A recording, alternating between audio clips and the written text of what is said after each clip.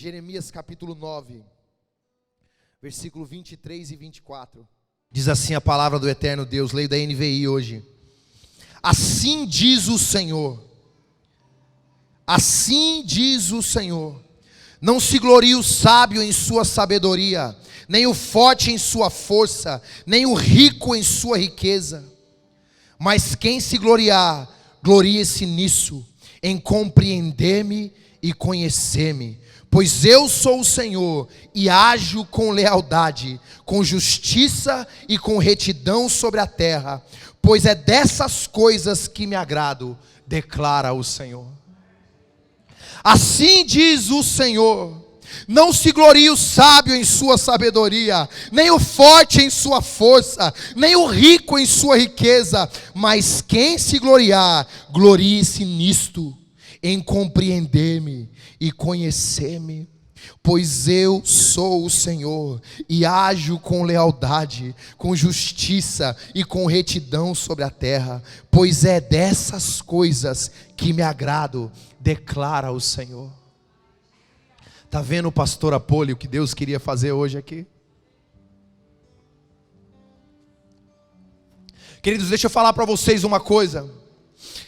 Nós vivemos em um mundo onde as conexões estão cada vez mais rápidas, onde nós tomamos tanta decisão debaixo de uma pressão de imediatismo, onde as tecnologias que chegam nas nossas mãos, quando elas são lançadas, elas já estão desatualizadas.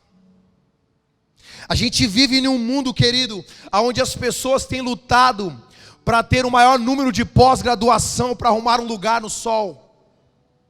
A gente vive num mundo onde a frase clichê, ou uma das, a oportunidade é como um cavalo selado que passa na tua frente galopando, sobe nele.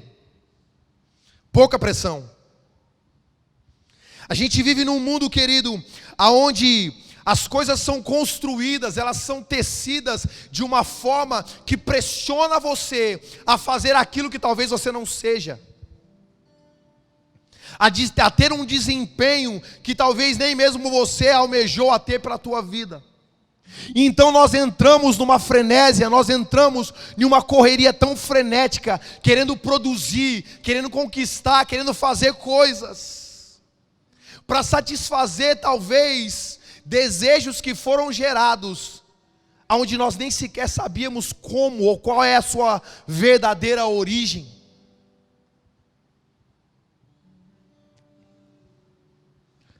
A gente vive num mundo de uma vaidade desenfreada, onde a moda dita a tendência. Outrora você tinha que ser magérrima, quase, me corrija a palavra, anoréxica, tá certo? É isso aí mesmo. Depois mudou, agora tem que ser sarado. Uma hora vai mudar. E aí nós somos pressionados por aquilo que as tendências tentam nos dizer, que nós precisamos nos adequar a viver. Vivemos sonhos, vivemos sonhos e ambições que não são nossos.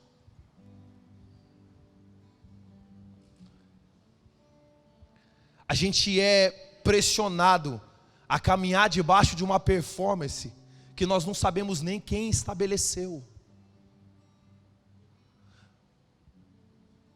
Achamos que a produção ela precisa ser em escala e em massa, porque quem produz mais está sendo mais efetivo. Deixa eu falar para você uma coisa: nem tudo aquilo que nós vemos, que nós ouvimos e que reluz, por mais que pareça ser ouro ou algo de grande valor, talvez não acrescente tanto valor na sua vida.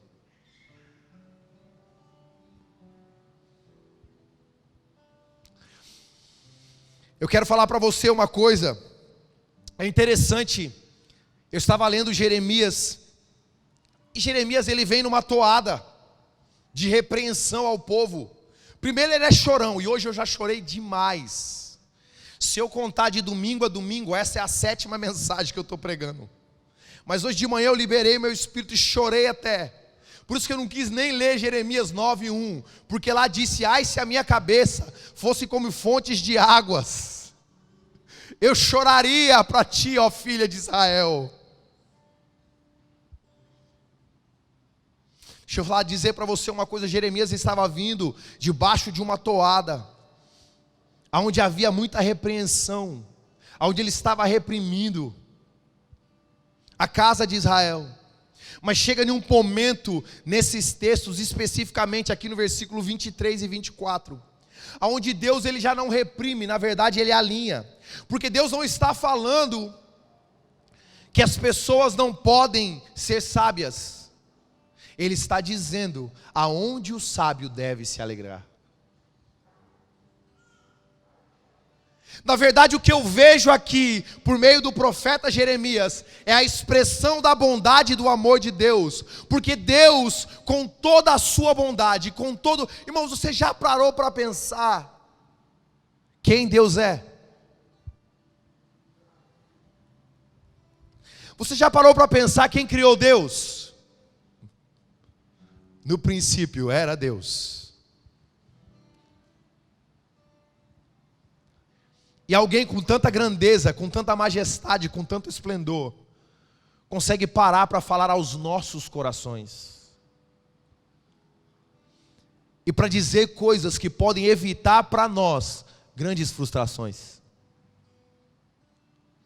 Hoje eu quero falar com vocês rapidamente, até porque eu já falei demais.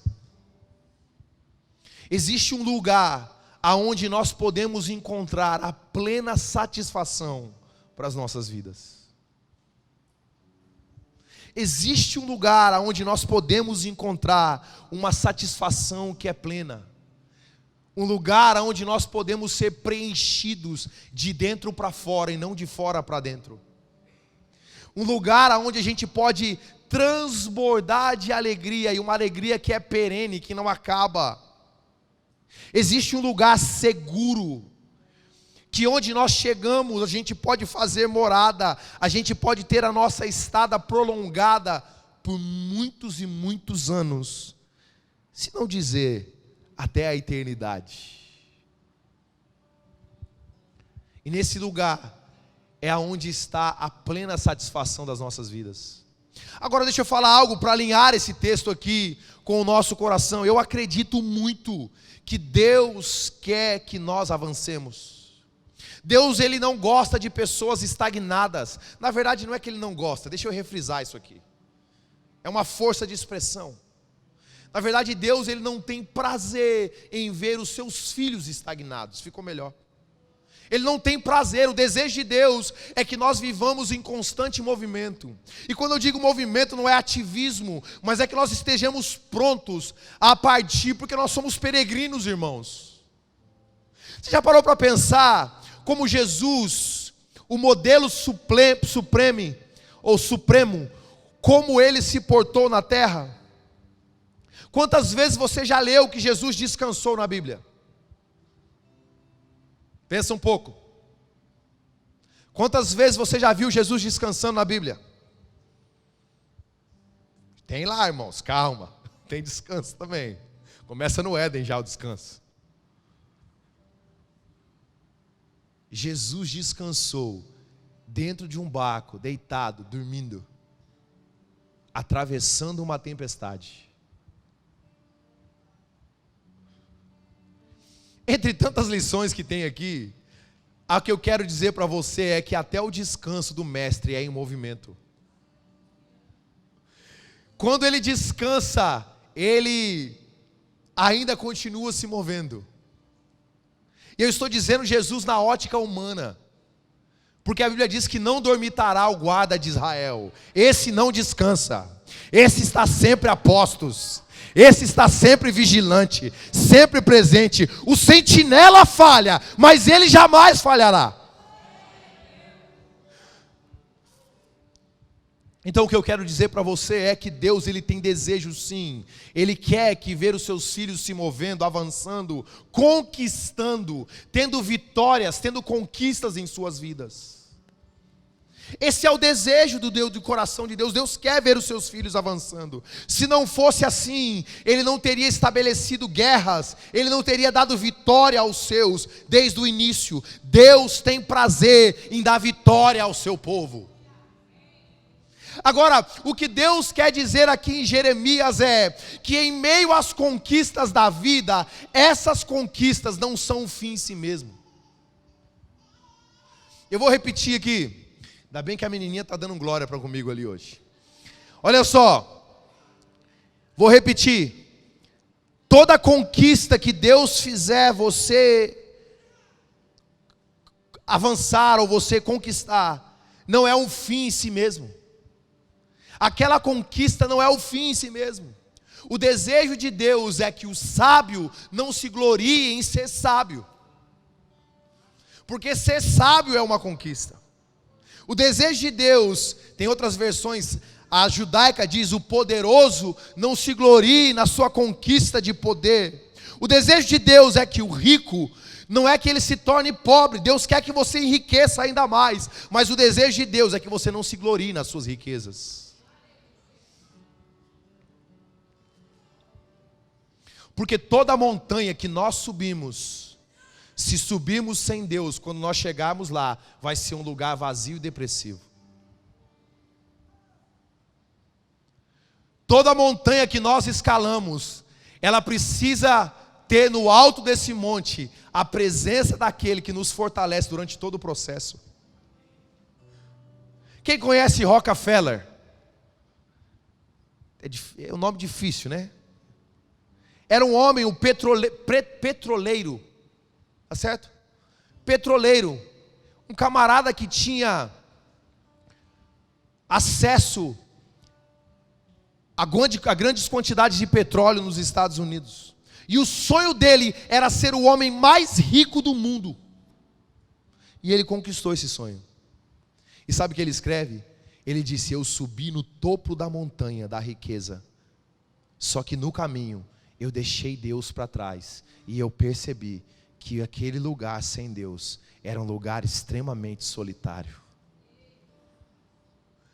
Deus queria e quer dar para nós tudo aquilo que Ele pode dar, porque tudo vem dEle, tudo provê dEle, porque é dEle, por Ele e para Ele que são todas as coisas. Mas Ele quer que você lembre dEle durante todo o processo.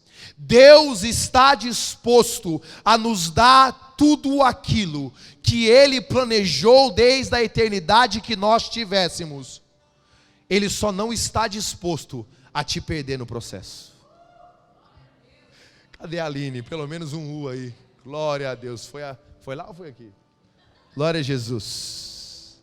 Deus só não quer te perder no processo. Então hoje Ele nos trouxe aqui para alinhar a nossa ótica de todas as coisas. Ei, não se glorie o sábio na sua sabedoria, não se glorie o forte na sua força, não se glorie o rico na sua riqueza, mas se alguém puder se gloriar em alguma coisa, glorie-se em compreender e conhecer o Eterno. Porque é o desejo dele de se revelar a nós. Deus anseia de se fazer conhecido aos seus irmãos. Eu acredito que todas as manhãs, quando você acorda, porque ele não dorme, lembra? Quando você acorda, o anseio de Deus é: eu preciso me tornar um pouco mais conhecido a Ele. E nós precisamos compreender isso.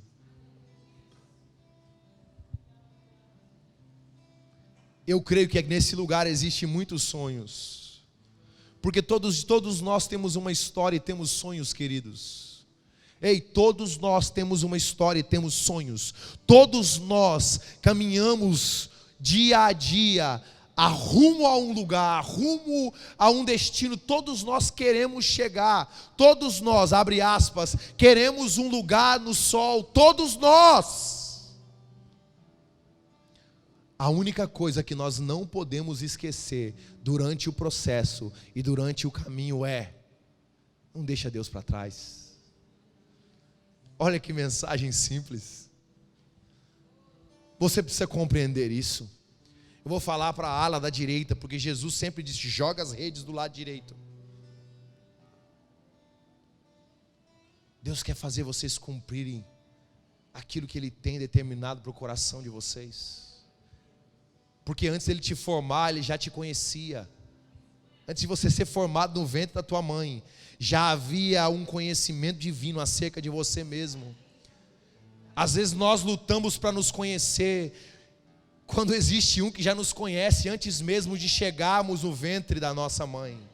Por isso eu digo a você que está aqui nessa ala direita, por favor, Deus quer te levar a todos os lugares que Ele planejou em te levar. Só não deixa Ele para trás da jornada, só não deixa Ele para trás do caminho. Por favor, faça do Senhor a sua melhor companhia. O Senhor tem algo para nós, irmãos. O Senhor quer fazer algo. Há um desejo no eterno coração de Deus, Cacau, de manifestar-se na terra por meio dos seus filhos. E a terra, ela anseia com grande expectativa que nós entremos nesse ambiente de plena compreensão daquilo que Deus já quer fazer desde a eternidade. A única coisa que nós não podemos fazer, Eloá, a única coisa que nós não podemos fazer, Júnior, a única coisa que nós não podemos fazer, Eliene, é no meio do caminho deixar o nosso Deus para trás. Não tem jeito.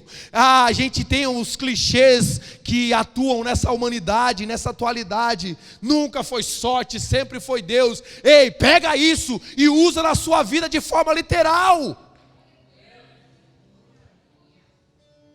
Coloca isso de forma aplicativa. Sabe o que nós precisamos? Nós não precisamos ouvir muitas coisas assombrosas. Nós não precisamos ouvir muitos detalhes das Escrituras que nos faça dizer, uau, nós precisamos pegar aquilo que já nos foi dito e deixar descer, escorrer pelo nosso coração, afetar o nosso coração, descer aos nossos pés e começar a caminhar sobre aquilo que é simples.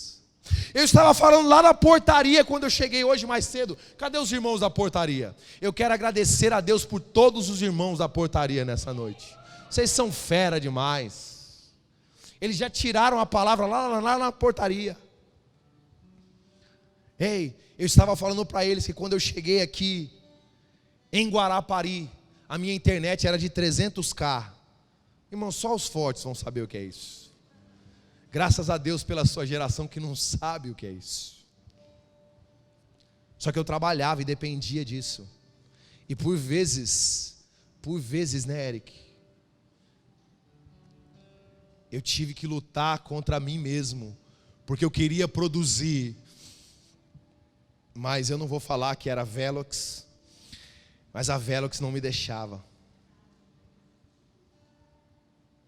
Até o dia que eu compreendi, preste atenção, até o dia que eu compreendi que havia momentos que eu achava que precisava produzir e Deus estava me pedindo para parar. Você entenderia melhor isso se eu dissesse para você que naquele momento eu tinha um aluguel de R$800, eu tinha uma escola particular, né, dona Fernanda? Só que eu só ganhava $280. Não pagava nenhum aluguel.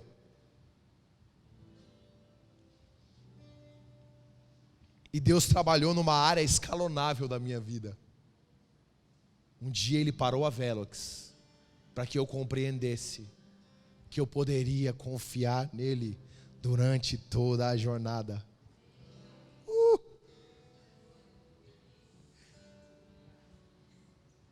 Depois da Velox, eu não vou nem falar o restante, né? Né, Eric? Depois da Velox, veio uma loja que ele pediu. Mas primeiro ele pediu o tempo da Velox. Ei, o que Deus está fazendo conosco hoje é algo específico. Se as vitórias não são, ouça com atenção, se as vitórias não são um fim em si mesmo, aquilo que você determina por fracasso também não é um fim em si mesmo. pode ser um obstáculo no caminho, pode ser um pit stop no caminho, mas não é um fim em si mesmo. Quem disse a você que quando Deus quer te parar, Ele quer te matar? Quem disse a você que quando Deus faz algo no meio da tua vida, no processo da sua história, Ele está querendo se agradar com o seu sofrimento? Deus não se agrada com o sofrimento do justo, mas Deus é Pai, e como Pai Ele é pedagógico, Ele ensina os seus, Ele sabe dar boas dádivas aos seus, e por isso Ele nos ensina no caminho. O que Ele não quer é nos perder.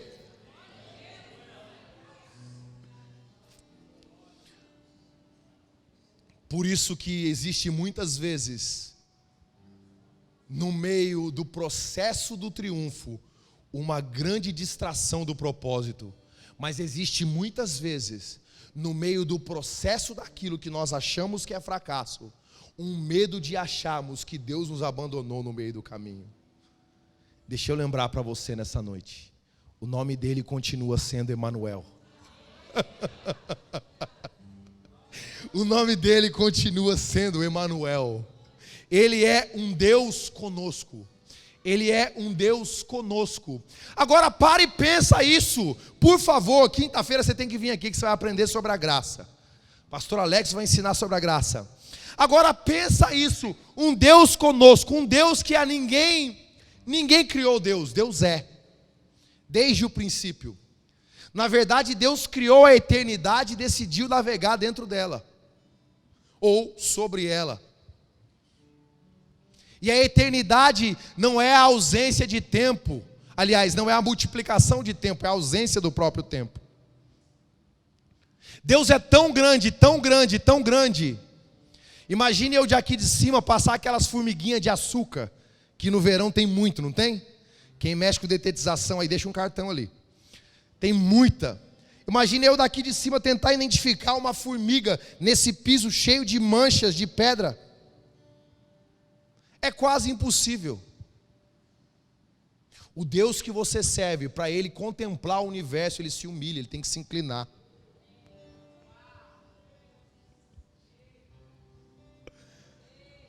Agora pega, por favor. Ainda assim, esse Deus decidiu ser Emanuel, cara.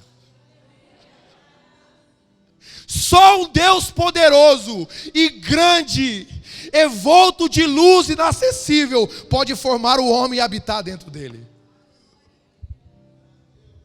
Ninguém mais. Por isso, Ele não quer te perder nem para o sucesso e nem para o fracasso. Nem para o sucesso e nem para o fracasso. Porque muitos homens que achavam que estavam tendo sucesso se distraíram e acabaram perdendo o senso de propósito. Mas muitos homens nas escrituras que achavam que estavam fracassando, estavam apenas sendo levados a um lugar que eles poderiam ter mais acesso ao próprio Deus. Show! Jacó disse: é o meu fim, meu irmão vai me matar. Acabou. E no val de Jaboque, ele colocou uma pedra que se tornou para ele um lugar terrível, porque o próprio Deus se apresentou a ele numa escada que não tocava o chão, mas os anjos desciam e subiam daquele lugar. Deus levou ele ali quando ele pensou que estava fracassando, para que ele entendesse que existia um lugar chamado a casa de Deus, a habitação do eterno, irmãos. Davi foi perseguido por Saul, e ele parou numa caverna cheio de bêbado, cheio de drogado, cheio de gente, estou contextualizando, cheio de gente que era a escória da sociedade. E eu acho que Davi deve ter ficado pensando: meu Deus, e agora? Quem poderá me defender? De repente aquele homem, na história, Lili, ele passa a ser o homem que escreve Salmo 110. O Senhor disse ao meu Senhor. O homem que acessou uma ordem superior, a ordem levítica. O homem que trouxe a presença de Deus para um lugar que não tinha véu. Oh Deus! Um homem que saiu de uma caverna para dentro de uma tenda, onde a presença era constante, 24/7. Deus estava dizendo para Davi: eu te tiro de um lugar que você acha que é o palácio, eu te levo para um lugar que não tem véu, que não tem obstáculo, porque eu quero me revelar a você por uma ordem que você não conhece, mas que eu quero te apresentar. Por isso não dá para mensurar sucesso e fracasso diante de Deus. Na verdade, você precisa entender Efésios 1:10. O desejo do coração de Deus é que todas as coisas se converjam em Cristo Jesus, tanto as terrenas quanto as celestiais. Então deixa eu falar para você uma coisa, meu irmão, minha irmã. Se você está desfrutando de um tempo de sucesso, aperta o cinto e continua olhando fitamente para Jesus. Continua com os seus olhos fitos em Cristo. Esse sucesso vai perdurar enquanto Ele estiver com você na jornada. Mas se você entrou aqui nesse lugar que está com calor danado hoje, se você entrou aqui nessa noite e você acha que você está fracassando, por favor, entenda uma coisa: talvez Deus esteja desembocando você em um lugar que é maior do que você mesmo, porque assim como as águas cobrem os mares, assim o Senhor, Ele vai cobrir a terra com a sua glória, meu irmão. E você é alvo desse amor, um amor valente, um amor indomável. O amor de Deus não pode ser domesticado, querido. Ele ama. E o amor dele é avassalador. Ele ama para valer. Ele ama, ele chega. Deus conhece os paulistas. O amor de Deus chega chegando.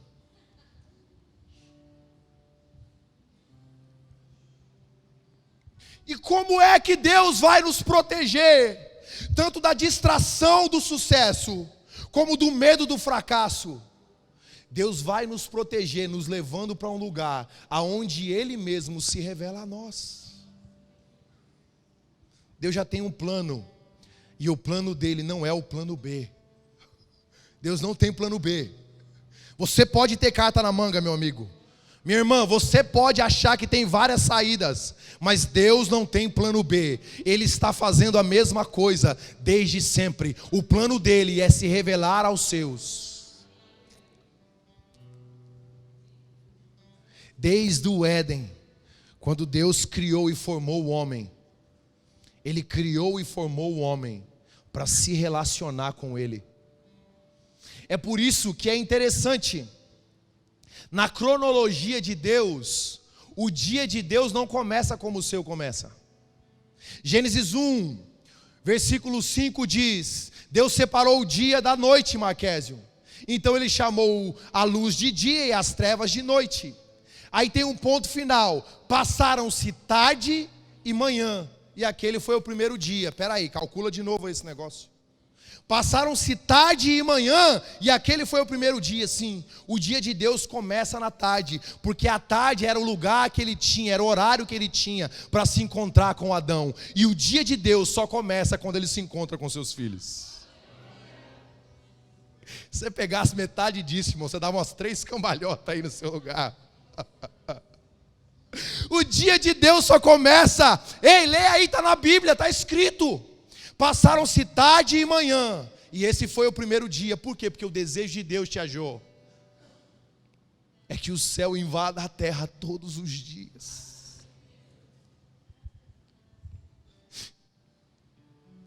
Deus não tem plano B. Deus não tem carta na manga. Deus vai fazer de tudo para se revelar a você. Você pode vir aqui cantar com entusiasmo ou não, você pode vir aqui gostar da mensagem desse pastor ou não, mas a verdade precisa ser dita: Deus vai te perseguir. Deus quer ser conhecido por você. Deus quer se revelar a você. Desde o Éden, esse é o desejo do eterno coração de Deus, se revelar aos seus. Quando Adão e Eva caíram em Gênesis capítulo 3, Adão passou os restantes dos seus 600 anos almejando a promessa, ver a promessa se cumprir.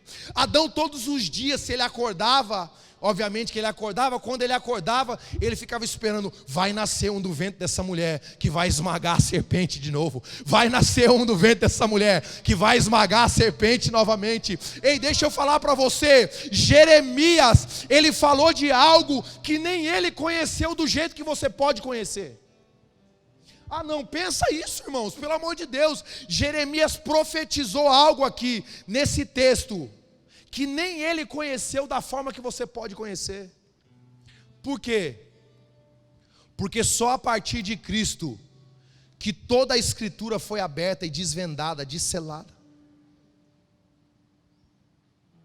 Lucas capítulo 24, Jesus olha para aqueles discípulos a caminho de Emaús, e a Bíblia diz que as Escrituras se abrem para eles em 3 vertentes. Por quê? Hoje nós podemos ter a plena compreensão de toda a Bíblia, porque um dia Jesus morreu.